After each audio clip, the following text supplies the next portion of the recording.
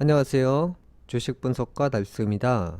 자, 금일은 2차전지 관련주에 대해서 말씀드릴 건데요.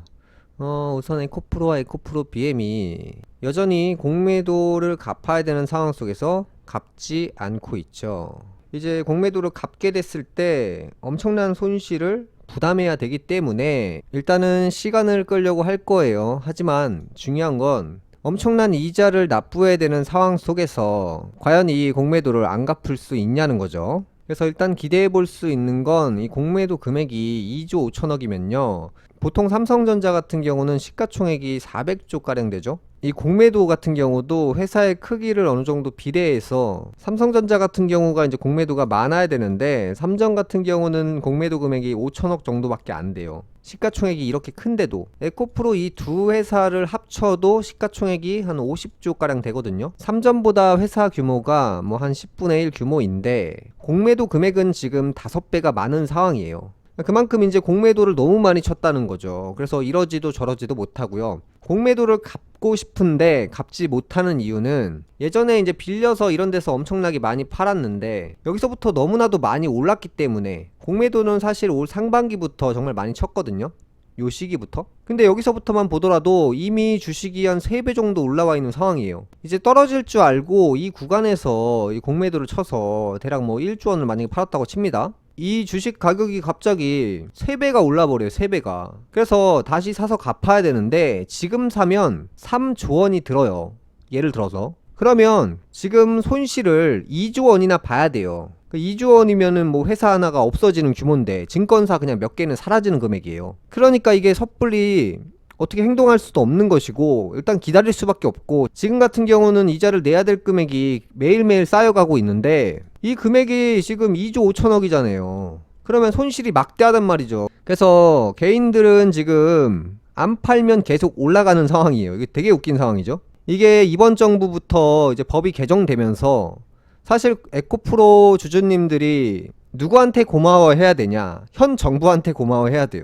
옛날 같은 경우는 빌린 것도 없으면서 그냥 서류를 만들어가지고 저 빌렸습니다. 예, 팔았습니다. 이렇게 했거든요. 그래서 무제한으로 팔았어요. 제한도 없이. 근데 지금 같은 경우는 고객이 무조건 빌려준 만큼만 팔 수 있기 때문에 지금은 사람들이 안 빌려주고 있어요. 그래서 지금은 공매도로 치기도 그렇고 갚기도 그렇고 이러지도 저러지도 못하는 상황이기 때문에 지금 에코프로 BM으로 인해서 이 분위기를 탄력을 받아서 지금 금양이 또 움직이고 있잖아요. 지금 난리가 난 거예요, 지금.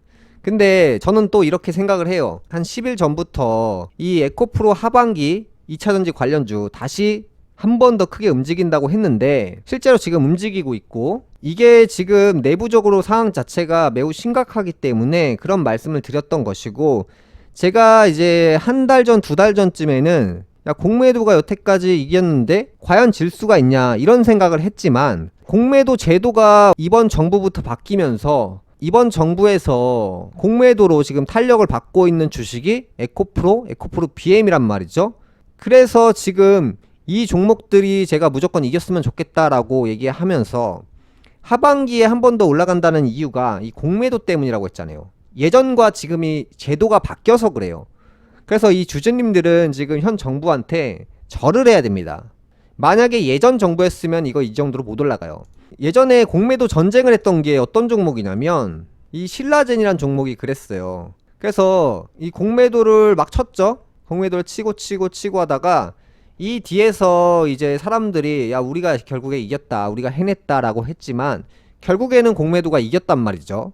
근데 이번 사례는 법이 개정되면서 완전 다르게 돌아간다고 했잖아요. 제가 10일 전부터 우리나라 이제 실적으로 가는 주식들을 보여드리면 22년도 이전에는 이 공매도 제도가 달랐어요. 지금하고. 그래서 이제 잘 보시면 이 공매도가 무조건 이기는 게임을 했어요.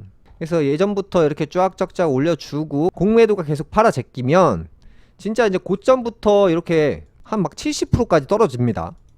이게 공식 룰이었어요. 공식 룰. 근데 지금 같은 경우는 여기를 뚫고 넘어가고 있는 거예요. 지금 이 법이 바뀌어서. 그 다음에 이제 카카오 같은 경우도 잘 보시면 이제 공매도 제도가 바뀌기 전이었잖아요. 그래서 이제 계속 이렇게 탄력을 받다가 한번 몰아치니까 엄청나게 많이 올라갔고요. 개인분들이 진짜 많이 샀잖아요. 이때 그리고 나서 공매도로 와르르 팔아 제끼니까 못 버티고 추락했잖아요. 그 다음에 또 네이버 같은 경우도 이게 또 2022년도 전이죠. 그래서 이렇게 탄력을 받다가 본격적으로 랠리를 펼쳤죠. 이런 식으로 올라갔단 말이죠. 그리고 나서 공매도한테 항상 졌어요. 그래서 이렇게 떨어졌죠. NC소프트 같은 경우도 잘 보시면, 자, 이게 항상 공식 룰이에요. 공매도가 여기서부터 치기 시작해도 결국에는 이기고 끝납니다. 여기서 치고 여기서 치고 1년 2년씩 계속 공매도 치다 보면 이 처음에는 이 공매도를 조 단위로 말씀드리면 1조 원을 칩니다. 그 다음에 여기서 2조 원을 공매도 칩니다. 여기서 3조 원 공매도 칩니다. 여기서 4조 원 공매도 칩니다. 결국에는 여기서 가장 많은 금액을 공매도로 치기 때문에 손실 보는 게 그렇게 크지 않아요. 그래서 결국에는 승리로 이끈단 말이죠. 그래서 이런 그래프들이 참 많이 나왔단 말이죠. 예전에는. 아까 전에 말씀드린 이 신라젠 같은 경우도 이 공매도 전쟁을 했던 종목이에요. 과거에. 그래서 이 종목이 제일 중요한 건데, 자, 이게 공매도 전쟁을 시작하게 되면 이렇게 계속 이런 식으로 몰아칩니다. 그 다음에 예전에 이제 또 기아 같은 경우도 이제 공매도 전쟁을 시작하게 된다고 했을 때 이런 식으로 계속 몰아칩니다. 결국에는 추락해요. 그 다음에 또 LG 디스플레이 공매도가 몰아치면 이런 식으로 간단 말이죠. 절대 못 이겨요. 절대. 근데 지금은 법이 바뀌어서 이 반대로 생각해야 돼요. 그래서 제가 10일 전에 말씀드린 부분이 사실 이런 포인트 때문에 그렇게 말씀드린 거고, 자, 포스코 같은 경우도 과거에 공매도로 엄청나게 쳤어요. 이거를. 그래서 결국에는 패배로 이끌었단 말이죠. 그 다음에 현대차 같은 경우도 이 공매도가 진짜 예전에 다 이런 식이었단 말이죠. 이 개미들이 다 졌어요. 근데 제가 이번부터 관점을 다르게 봤던 것이 이번 정부 때문에 이 제도가 바뀐 걸로 인해서 에코프로가 하반기에 한 번 더 간다라고 했죠. 그래서 지금 굉장히 강한 모습을 보여주고 있잖아요. 지금부터 언론이 에코프로와 에코프로 BM, 그 다음에 금양 이런 종목들을 언론이 굉장히 칭찬을 해주고 있고, 예를 들어서 뭐 카페나 동호회 같은 곳에서 이제 에코프로를 사야 된다, 25년도 실적 더 좋다, 앞으로 2030년에 실적 더 좋다 라고 엄청나게 많은 얘기가 나오고 있어요. 근데 여기서 객관적으로 봐야 될 게 어떤 거냐면, 만약에 예전 같은 경우는 셀트리온이나 뭐 카카오나 NC소프트나 뭐 이런 종목들이 이런 구간에서 버티다 내려가는 게 원래 전통적인 방식이었단 말이죠.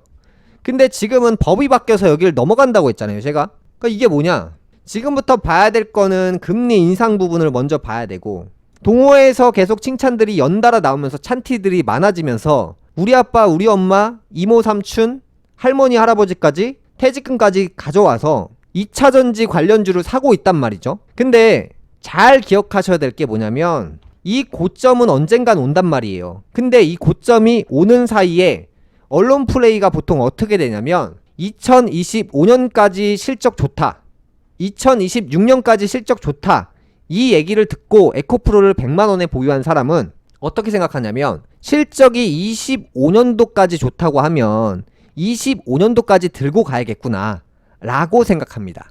26년도까지 실적이 좋다라고 했을 때는 26년도까지 장기 투자해야 된다고 생각합니다. 이게 당연한 상식이에요. 근데 주식은 그렇게 안 돌아가요. 삼성전자 실적이 22년도부터 조짐이 보였어요.